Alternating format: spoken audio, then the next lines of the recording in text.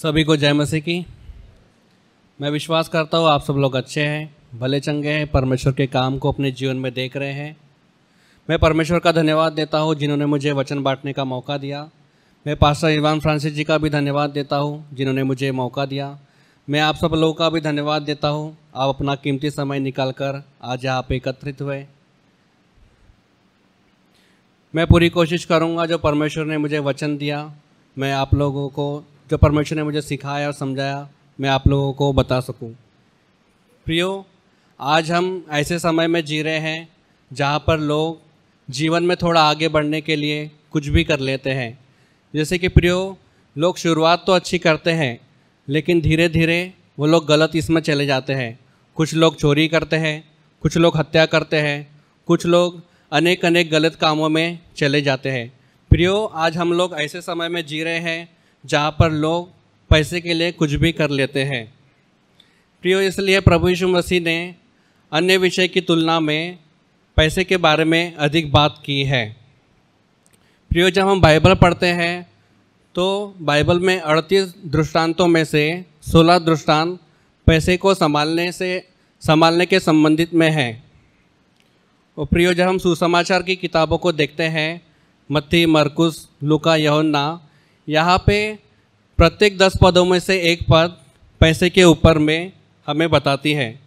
फिर जब हम बाइबल पढ़ते हैं, बाइबल हमें प्रार्थना के ऊपर 500 से अधिक प्रदान करती है और विश्वास के ऊपर 500 से कम पद। लेकिन प्रियो, जब हम पैसे के ऊपर में देखते हैं, जब हम लोग पैसे के ऊपर में देखते हैं तो बाइबल हमें 2000 से अधिक पद प्रदान करती है। प्रियो, बाइबल हमें बहुत कुछ सिखाती है, इसलिए पैसे के बारे में बात करना बहुत ज़रूरी है और बाइबल के अनुसार चलना बहुत ज़रूरी है। प्रियो, मैं विश्वास करता हूँ इन वचनों के द्वारा परमेश्वर आपसे बात करेंगे। प्रियो, आज का विषय है आपका दिल कहाँ है, स्वर्गीय खजाने पर या सांसारिकता पर। प्रियो, हम पढ़ेंगे मत्ती 6 उसका 19 से 21 में। प्रियो, हम इन 3 वचनों के द्वारा सीखेंगे और समझेंगे। प्रियो, सबसे पहले प्रभु यीशु मसीह हमें सांसारिक खजाने के बारे में बताते हैं, जो हम देखते हैं मत्ती 6 उसका 19 में। अपने लिए पृथ्वी पर धन इकट्ठा न करो, जहाँ कीड़ा और काई बिगाड़ते हैं और जहाँ चोर सेंध लगाते और चुराते हैं। प्रियो, यहाँ पे हम देखते हैं कि प्रभु यीशु मसीह 3 उदाहरणों को देते हैं। सबसे पहला है कीड़ा, दूसरा है काई और तीसरा है चोर जो सेंध लगाते और चुराते हैं। तो प्रियो, हम सबसे पहले देखेंगे कीड़ा जो नष्ट कर देता है।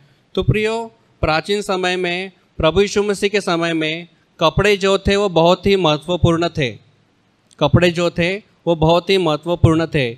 यहाँ तक कि प्रभु यीशु मसीह को जब क्रूस पर चढ़ाया गया तो सिपाहियों ने उनके कपड़ों को आपस में बांट लिया। उन्होंने चिट्ठी डाली और आपस में प्रभु यीशु मसीह के कपड़ों को बांट लिया। वैसे ही प्रियो, प्रभु यीशु मसीह के समय में जो यहूदी लोग थे, उनके लिए यदि अधिक धन चाहना है तो वो चाहते थे कि उनके पास अधिक कपड़े, वो लोग सोचते थे कि यदि उनके पास में अधिक कपड़े हैं तो उनके पास में अधिक धन है। वैसे प्रियो, आज हम देखते हैं बहुत से लोगों के पास में 2-2, 3-3 अलमारी भर के कपड़े हैं, लेकिन वो दिन प्रतिदिन कपड़े के ऊपर कपड़े खरीदते रहते हैं। लेकिन प्रियो, हमें सच्चाई खराई से चलना है। वैसे प्रियो, हम 2 व्यक्तियों के बारे में देखेंगे जो लोग कपड़े का लालच करते हैं और कपड़े के पीछे भागते हैं। पहले हम देखेंगे एलीशा का नौकर गेहजी के बारे में। जब हम पढ़ते प्रियो 2 राजा 5 उसका 22 में, उसने कहा, हाँ, सब कुछ कुशल से है, परंतु मेरे स्वामी ने मुझे यह कहने को भेजा है कि एफ्रेम के पहाड़ी देश से भविष्यवक्ताओं के चेलों में से 2 जवान मेरे यहाँ अभी आए हैं, इसलिए उनके लिए 1 कीकार चांदी और 2 जोड़े वस्त्र दे।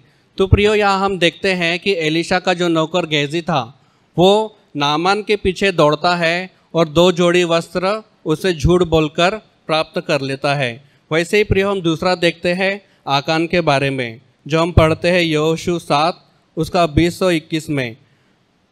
आकान ने यहोशू को उत्तर दिया, सचमुच मैंने इज़राइल के परमेश्वर यहोवा के विरुद्ध पाप किया है और इस प्रकार मैंने किया है कि जब मुझे लूट में शिनार देश का एक सुंदर ओढ़ना और 200 शेकेल चांदी और 50 शेकेल सोने की एक ईंट दिख पड़ी, तब मैंने उनका लालच करके उन्हें रख लिया।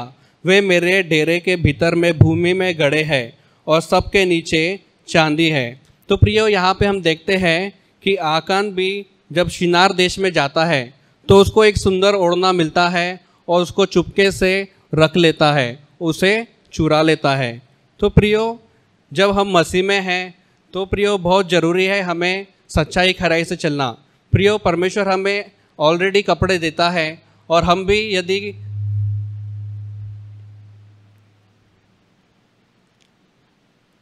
यदि कपड़े के ऊपर में कपड़े खरीदेंगे तो उनमें और हम में कोई भी फ़र्क नहीं रहेगा। प्रियो, यदि हम कपड़े खरीदते रहेंगे और उसका जो गट्ठा है वो हम एकत्रित करते रहेंगे तो प्रियो वो धीरे धीरे खराब होते रहेगा और उसमें कीड़ा लगेगा। वैसे ही प्रियो, हम दूसरा देखते हैं काई।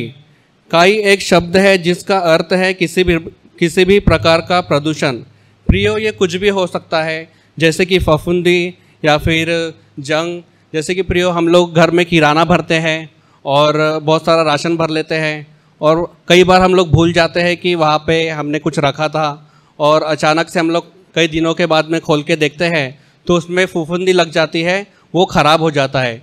तो प्रियो, जब वो ख़राब हो जाता है तो उसको हम लोग खाते नहीं हैं, हम उसे फेंक देते हैं क्योंकि उसका जो वैल्यू है वो चला गया है।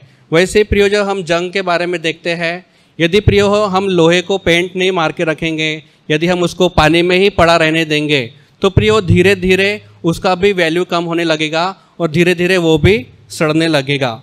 इसलिए प्रियो, हमें वचन कहता है कि हमें सच्चाई खराई से हर एक चीज़ करना है। वैसे ही प्रियो, हम एक उदाहरण को देखते हैं कि प्राचीन दुनिया में सामान कई तरीक़ों से नष्ट हो सकता था।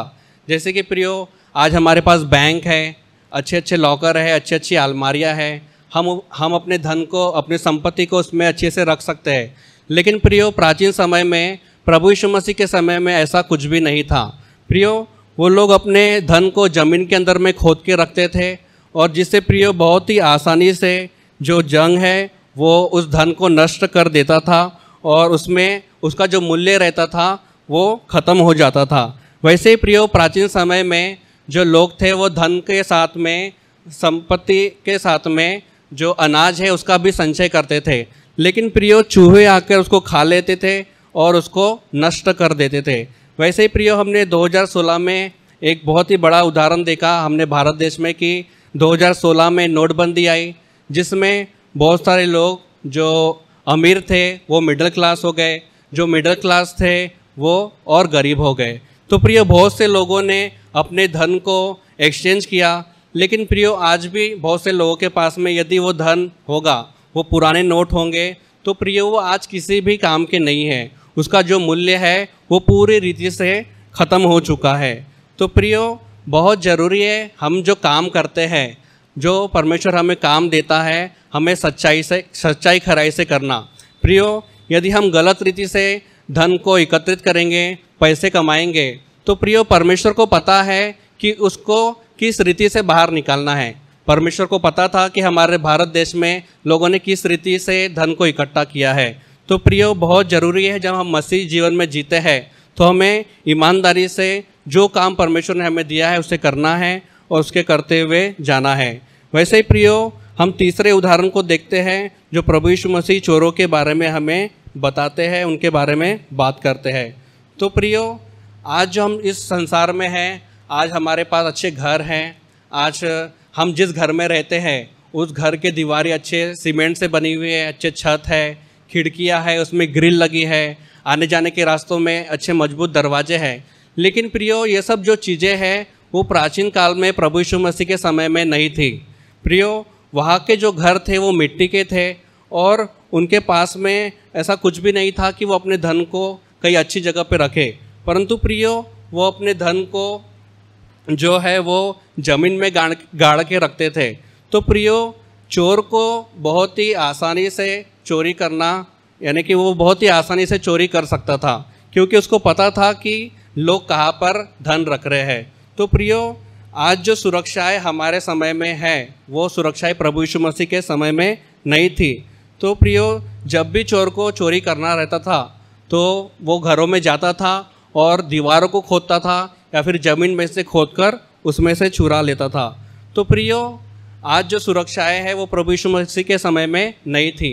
तो वैसे ही प्रियो प्रभु यीशु मसीह ये भी कहते हैं कि जो धन हम लोग इस पृथ्वी पर इकट्ठा कर रहे हैं वो अस्थायी है, वो स्थिर नहीं है, वो कभी भी नष्ट हो सकता है। जैसे कि प्रियो यदि हमारे घर में या फिर किसी के घर में आग लग जाती है तो उसमें प्रियो धन संपत्ति का नुकसान होता है और अनेक तरीके से हम लोगों का जो धन है वो नष्ट हो जाता है। वैसे ही प्रियो हम लोग सालों साल मेहनत करते हैं, हम लोग एक एक रुपया जोड़ के हमारा जो सेविंग्स है उसको बढ़ाते हैं, लेकिन एक बीमारी ऐसे हमारे जीवन में आती है जो उस बीमारी में पूरा पैसा उसमें चला जाता है। वैसे ही प्रियो अनेक परिवारों में दुर्घटनाएं होती है जिसके कारण जो है संपत्ति का और परिवार का नुकसान होता है। तो समस्याएं जो प्रियो वो कभी भी आ सकती है, समस्याएं और जो है वो कभी भी आ सकती है, प्रॉब्लम्स जो है वो कभी भी आ सकती है। वो हमें बता के नहीं आएंगी कि मैं आज आने वाली हूँ या फिर मैं कल आने वाली हूँ, लेकिन प्रियो जो हमारी प्राथमिकताएं हैं वो हमेशा सीधी होनी चाहिए। हमारी जो प्राथमिकताएं हैं वो हमेशा परमेश्वर का राज्य होनी चाहिए।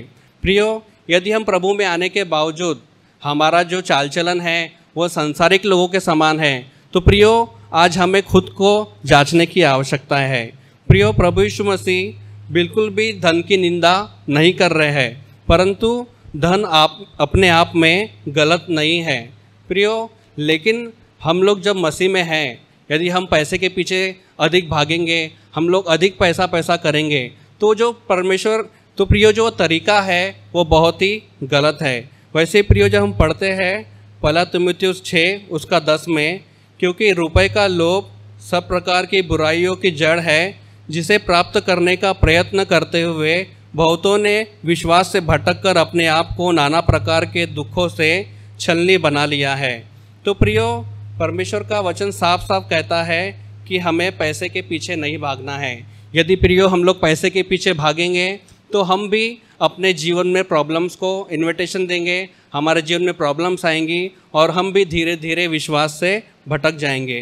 प्रियो जिस प्रकार परमेश्वर का राज्य जरूरी है उसी प्रकार प्रियो हमारा परिवार भी बहुत ज़रूरी है, क्योंकि प्रियो वचन कहता है कि यदि हम अपने परिवार का पालन पोषण नहीं करेंगे तो हम लोग अविश्वासी से भी बदतर हो गए हैं। जैसे कि हम पढ़ते हैं पहला तीमुथियुस 5 उसका 8 में, पर यदि कोई अपनों की और नीच करके अपने घराने की चिंता न करे तो वो विश्वास से मुकर गया है और अविश्वासी से भी बुरा बन गया है। तो प्रियो वचन हमें साफ साफ कहता है कि हमें अपने परिवार का पालन पोषण करना है, हमें अपने परिवार का जो भी उनकी ज़रूरतें हैं उसे पूरा करना है। प्रियो यदि हम परमेश्वर का राज्य ही देखेंगे और हम लोग परिवार को इम्पोर्टेंस नहीं देंगे तो धीरे धीरे हम लोग अविश्वासी से भी बदतर हो जाएंगे। जैसे कि प्रियो मैं अपना एक उदाहरण देना चाहूँगा कि जैसे मैं सेवाकाई के साथ साथ में मेरा इंश्योरेंस का भी काम है, मैं लोगों का पॉलिसी बनाता हूँ, जिससे प्रियो जो भी उससे आमदनी होती है उससे मैं अपने परिवार का पालन पोषण जो भी ज़रूरत है उसको मैं पूरा कर पाता हूँ। इसलिए प्रियो बहुत ज़रूरी है हमें काम करना है और भविष्य के लिए प्रावधान करना है। यदि प्रियो हम लोग काम नहीं करेंगे, हम लोग भविष्य के लिए, अपने बच्चों के लिए, अपने परिवार के लिए यदि हम मेहनत नहीं करेंगे तो यदि हमारे घर में, हमारे परिवार में यदि कोई प्रॉब्लम आता है तो प्रियो हमें लोगों के पास जाना पड़ेगा और लोगों से मांगना पड़ेगा। प्रियो जैसे कि हम पढ़ते हैं नीति वचन 6 उसका 6 और 8 में, हे आलसी चींटियों के पास जा, उनके काम पर ध्यान दे और बुद्धिमान हो। उनके न तो कोई न्याय होता है, न प्रधान और न प्रभुता करने वाला, तो भी वे अपना आहार धूप काल से संचय करती और कटनी के समय अपने भोजन वस्तु को बटोरती है। तो प्रियो यहाँ पर हम इन चींटियों से सीख सकते हैं, इन बुद्धिमान चींटियों से सीख सकते हैं कि वो किस तरीके से अपने लिए धन इकट्ठा, वो अपने लिए किस तरीके से खाना इकट्ठा करती है। उसी प्रकार प्रियो हमें बुद्धिमानी से काम करना है। जब प्रियो हम लोग काम करते हैं परमेश्वर हमें पैसा देता है, तो प्रियो बहुत ज़रूरी है उसको सेव करना और अनेक अनेक जगहों पे उसे इन्वेस्ट करना। प्रियो आप ये भी कर सकते हैं कि आप अपना एक हेल्थ पॉलिसी लेके रख सकते हैं, जिससे प्रियो कल चल के आपके जीवन में कभी कोई घर में बीमार पड़ता है या फिर कुछ भी ऐसी विपत्ति आती है, तो प्रियो जब आपने उस हेल्थ पॉलिसी को लिया तो आप अपने परिवार के जो भी सदस्य जो बीमार है उसे आप अच्छे से अच्छे हॉस्पिटल में लेके जा सकते हैं। और प्रियो आपको किसी को भी पैसे मांगने की आवश्यकता नहीं पड़ेगी। जैसे कि प्रियो हमारे बीच में एक ब्रदर थे, उन्होंने भी ऐसे ही एक हेल्थ पॉलिसी लेके रखा था, जिसके कारण वो अचानक एक दिन बीमार हो गए और उनके पास में बिल्कुल भी पैसा नहीं था। तो प्रियो उन्होंने बुद्धि समझ से काम किया, उन्होंने भी चीटियों के समान में काम किया और उन्होंने अपना एक हेल्थ पॉलिसी लिया और अच्छे से अच्छे हॉस्पिटल में उन्होंने अपना ट्रीटमेंट किया। तो प्रिय उसमें जो भी खर्चा आया वो सब कुछ हेल्थ पॉलिसी वालों ने पूरा किया। तो वैसे ही प्रियो हमें भी मेहनत करना है और बुद्धिमानी से हमें प्लानिंग करते हुए चलना है। वैसे ही प्रियो हमें जो ये सब जो चीज़ें हैं, परमेश्वर चाहता है कि हम आनंद के साथ में मसीह जीवन जिए। प्रियो परमेश्वर बिल्कुल भी नहीं चाहता कि हम लोग एक हारा हुआ जीवन जिए। परमेश्वर चाहता है कि हम लोग एक जयवंत जीवन जिए और आनंद के साथ में परमेश्वर के कामों को करते हुए आगे बढ़े। वैसे ही प्रियो जब हम पढ़ते हैं 1 तीमुथियुस 6 उसका 17 में, इस संसार के धनवानों को आज्ञा दे कि वे अभिमानी न हो और चंचल धन पर आशा न रखे, परंतु परमेश्वर पर जो हमारे सुख के लिए बहुत कुछ बहुतायत से देता है। तो प्रियो परमेश्वर का वचन हमें साफ साफ कहता है कि हमें चंचल धन के ऊपर में आशा नहीं रखना है। हमारा जो दिल है प्रियो वो परमेश्वर की ओर होना चाहिए। प्रियो जब हम मसीह में नहीं थे, हम प्रभु यीशु मसीह को नहीं जानते थे, तो प्रियो हम लोग भी ऐसे ही थे। हम लोग भी इसी सांसारिक लोगों के समान में पैसा करते थे और पैसे के पीछे भागते थे। लेकिन प्रियो जब आज हमने प्रभु यीशु मसीह को जाना है, हमने उसके सच्चाई को जाना है, तो प्रियो बहुत ज़रूरी है हम अपने आप को मसीह के समान बनाएं और अपने परिवार को मसीह में बढ़ाएं। वैसे ही प्रियो हमारी जो प्राथमिकताएं हैं वो मसीह में आने के बाद में बदलनी चाहिए।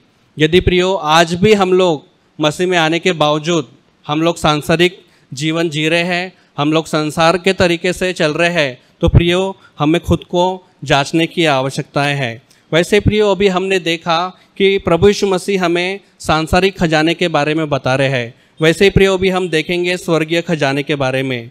जब हम पढ़ते प्रियो मत्ती 6 उसका 20, परंतु अपने लिए स्वर्ग में धन इकट्ठा करो, जहाँ न तो कीड़ा और न काई बिगाड़ते हैं और जहाँ चोर न सेंध लगाते और न चुराते हैं। तो प्रियो 20वां वचन हमें साफ साफ कहता है कि हमें स्वर्ग में धन इकट्ठा करना है।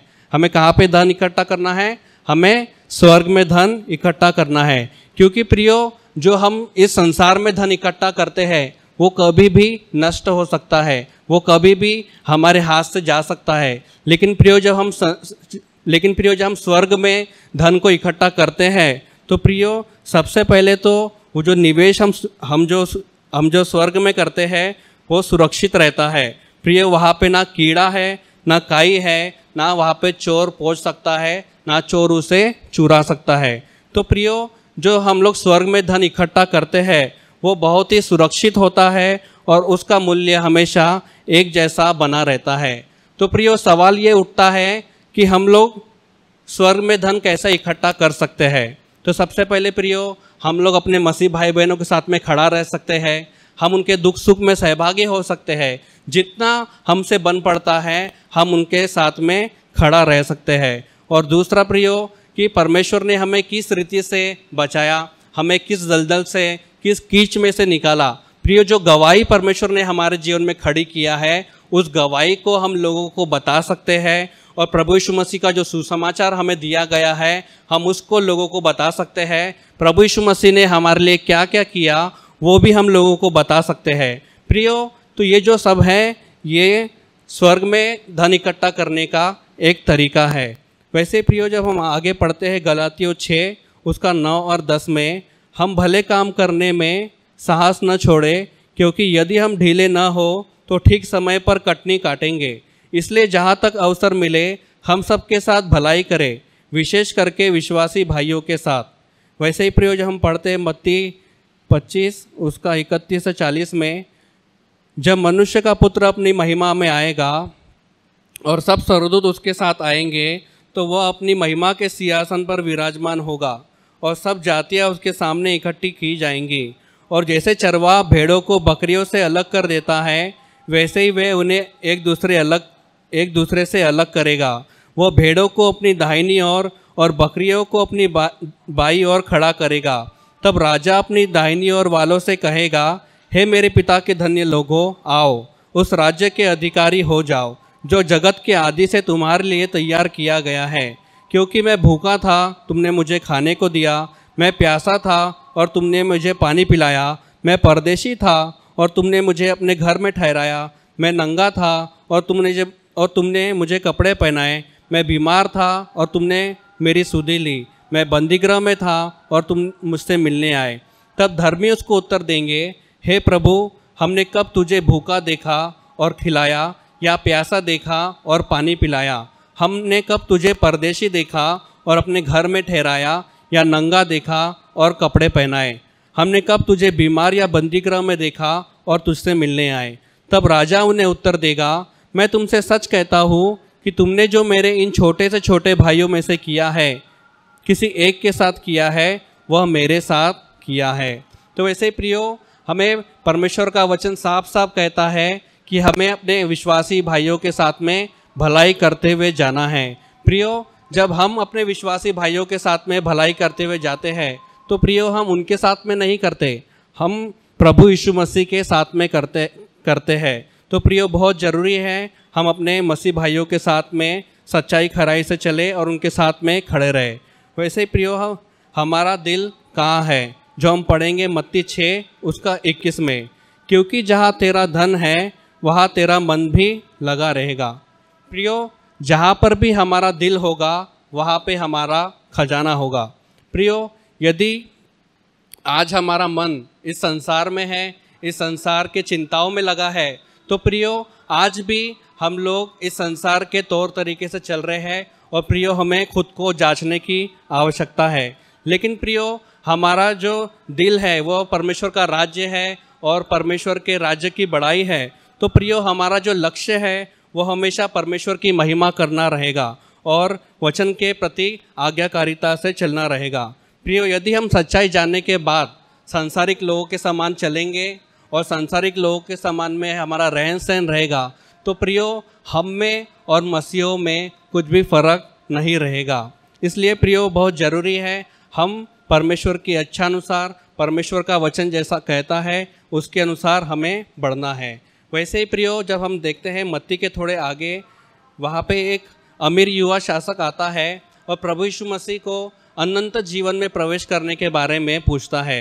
जब हम पढ़ते हैं मत्ती 19:16 से 30 में, एक मनुष्य यीशु के पास आया और उससे कहा, हे गुरु, मैं कौन सा भला काम करूं कि अनंत जीवन पाऊं? उसने उससे कहा, तू मुझसे भलाई के विषय में क्यों पूछता है? भला तो एक ही है, परंतु यदि तू जीवन में प्रवेश करना चाहता है तो आज्ञाओं को माना कर। उसने उससे कहा, कौन सी आज्ञाएं?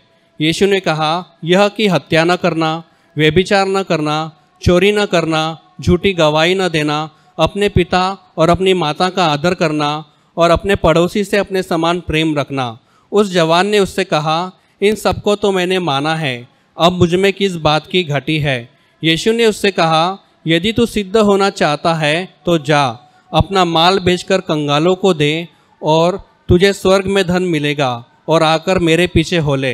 परंतु वह जवान यह बात सुनकर उदास होकर चला गया, क्योंकि वह बहुत ही धनी था। तब यीशु ने अपने चेलों से कहा, मैं तुमसे सच कहता हूँ कि धनवान का स्वर्ग के राज्य में प्रवेश करना कठिन है। तुमसे फिर कहता हूँ कि परमेश्वर के राज्य में धनवान के प्रवेश करने से ऊँट का सुई के नाके में से निकल जाना सहज है।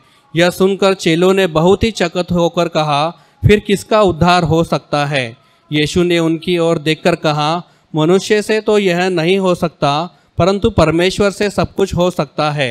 इस पर पतरस ने उससे कहा, देख, हम तो सब कुछ छोड़कर तेरे पीछे हो लिए हैं, तो हमें क्या मिलेगा?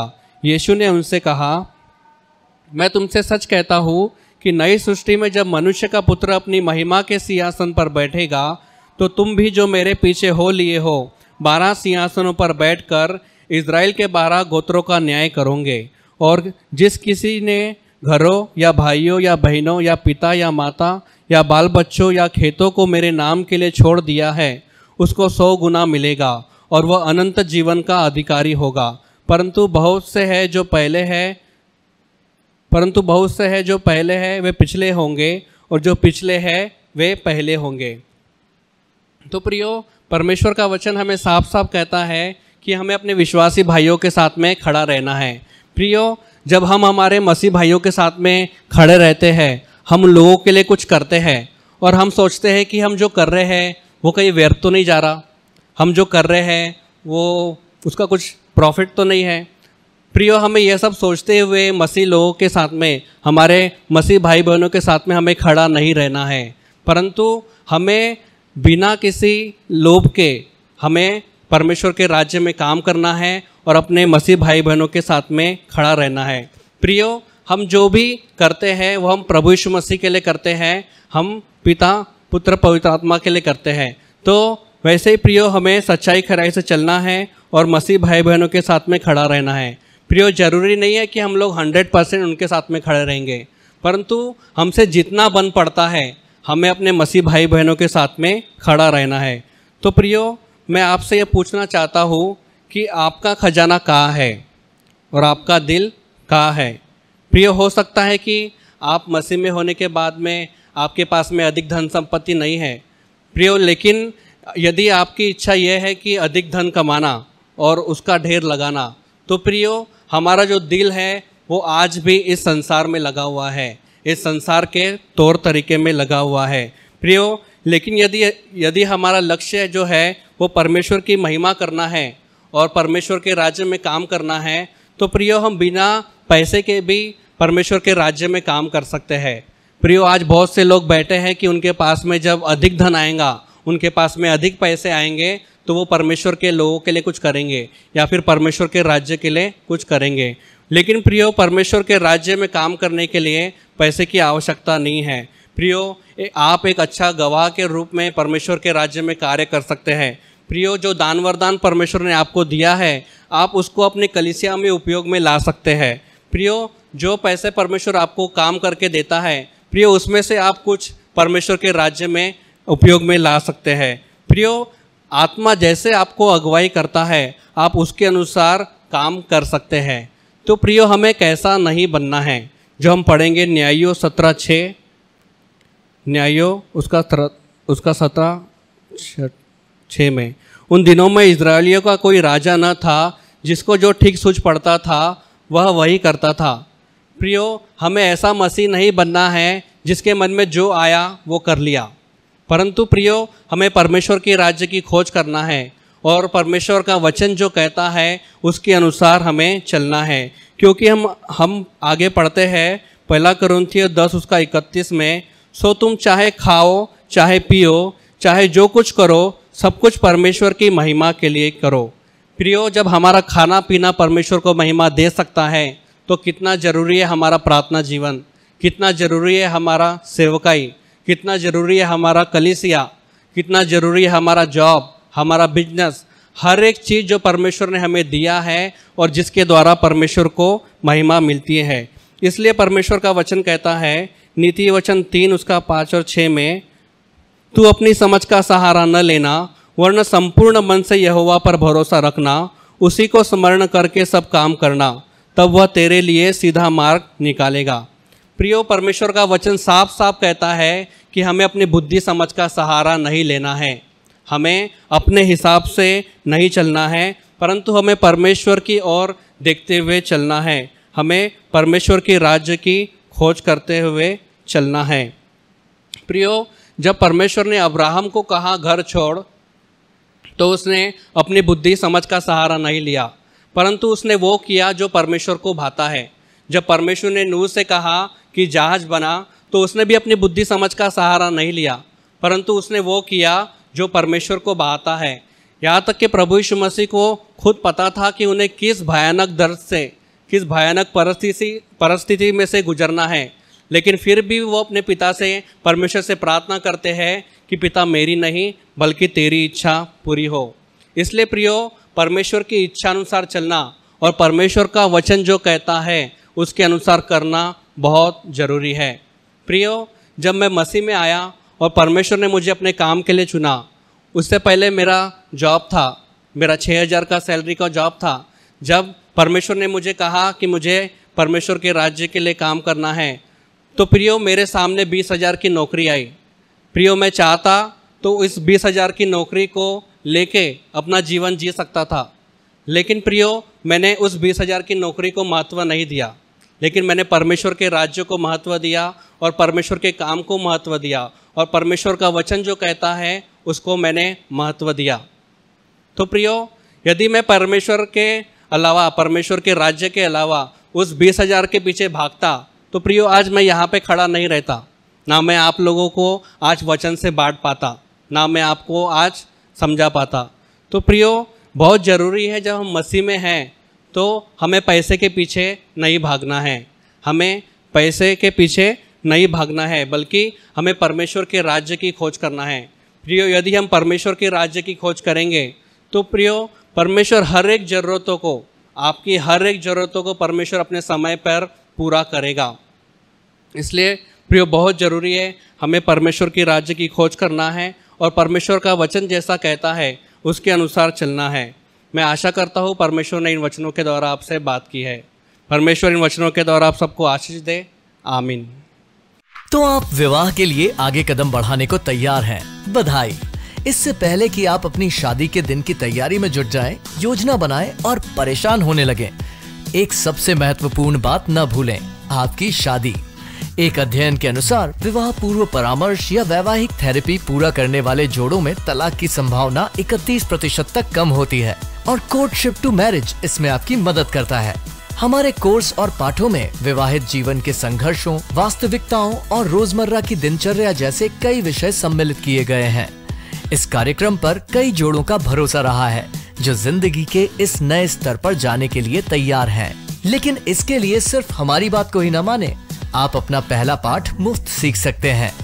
एक बार जब आप कोर्टशिप टू मैरिज के साथ रजिस्ट्रेशन करते हैं तो आप हमारी 30 दिन की मनी बैक गारंटी द्वारा भी सुरक्षित रहते हैं और आप तैयार हैं एक सुखी वैवाहिक जीवन के लिए। courtship2marriage.com पर आज ही अपना पहला लेसन शुरू करें।